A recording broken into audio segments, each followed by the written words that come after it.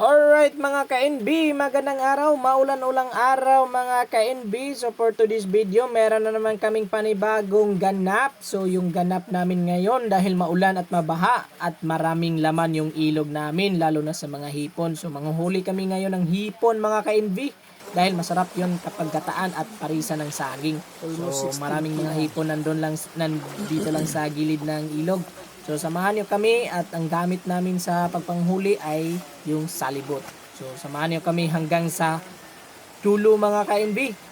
Tara na, let's go! Ulang. Review gid maayo.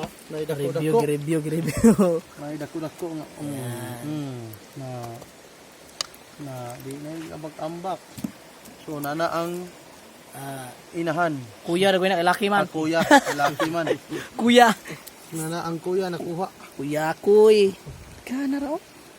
Damo ng hipon mga kanigs. So pa mga kanigs.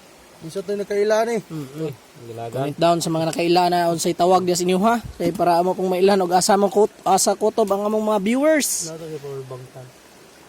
Yan. Yan na mga kanigs. Ito na yung mga nahuli namin. Daming hipon. At saka konti lang yung ulang. Yan na, meron na. Meron ng mga laman mga kanigs. Ang dami nang nahuli.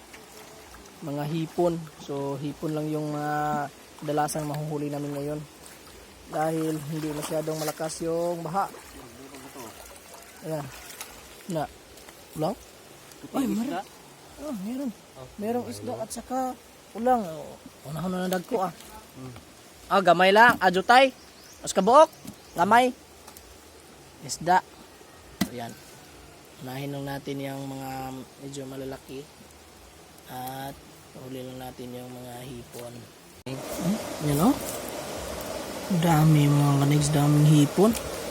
Yan. At saka nandito yung mga nahuli na natin o. Daming hipon. Kunti lang yung mga ulang. So bahay lang natin yan ayusin.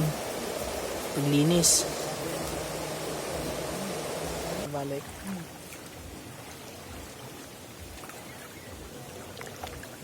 Hindi naman alay location dito. Bola ko kasulay. Kuan man. Pwede ra. Pwede ra matabisan asa pero wa ta kabalo basi violet naman ka violet to ba. Ang account na ko may gamito niya dito. Matik ra biya. Be. Mga dagko. Lampis man kita krigahan natin. Dahan.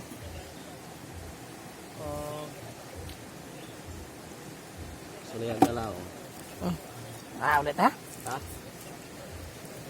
Pinilas niya. Ayan, so pauwi na sana kami. Pero meron kaming nahuli. Ayan, bulog. Sama natin ito dito mga kanigs. So, yun lang mga kanigs. Ito lang yung lahat naming mga nahuli. Ang daming hipon. Konti lang yung mga ulang. At meron pa tayong mga freshwater crabs o kaya lampis. Ito yung tinatawag sa amin ng lampis. So, ang sarap tong gataan. Saglan natin to ng 2 lubi. At parisan natin yung saging.